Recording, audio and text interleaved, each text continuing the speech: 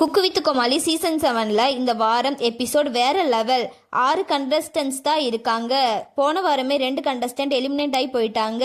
இந்த வாரம் என்ன ஸ்பெஷல் தெரியுமா? அம்மா சமையல். ஆமாங்க, நம்ம கண்டஸ்டன்ஸோட அம்மா வந்திருக்காங்க. வழக்கம் போல் அம்மாங்க தான் சமைப்பாங்க அப்படின்னு நினைக்கிறீங்களா? அதுதான் கிடையாது. நம்ம கண்டஸ்டன்ஸ் தான் அம்மாக்காக சமைக்க போகிறாங்க. அதுக்கு முன்னாடியே சனிக்கிழமை எபிசோடு ஆரம்பத்தில் நடந்த கோமாளிங்களோட பேரிங் செம கலக்கல்.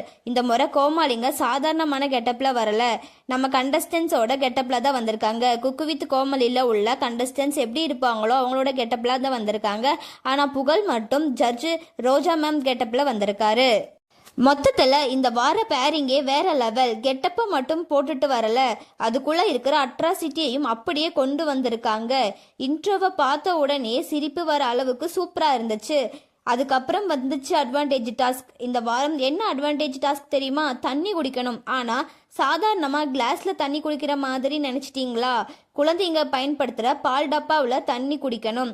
யார் அதிகமாக தண்ணி குடிக்கிறாங்க, எந்த டீம் அதிகமாக தண்ணியை காலி பண்ணுறாங்க, இதுதான் போட்டி.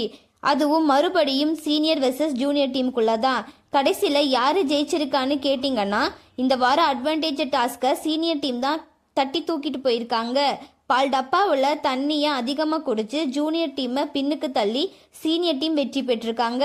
ஆனால் இப்போ தான் முக்கியமான கேள்வி, இந்த வெற்றிக்காக சீனியர் டீமுக்கு நாளைக்கு என்ன அட்வான்டேஜ் கிடைக்க போகுது? அது என்னன்னு தெரிஞ்சுக்கணும்னா அடுத்த எபிசோடு வர வரைக்கும் வெயிட் பண்ணி தான் ஆகணும். இந்த வார குக்கு வித் கோமாளி எபிசோடு எப்படி இருக்க போகுது, யாரோட கெட்டப் உங்களுக்கு ரொம்ப பிடிக்கும் அப்படின்னு சொல்லி கமெண்ட்ல சொல்லுங்க. மேலும் இந்த மாதிரியான ட்ரெண்டிங்கான அப்டேட்ஸ்க்கு நம்மளோட சேனலை சப்ஸ்கிரைப் பண்ணிக்கோங்க.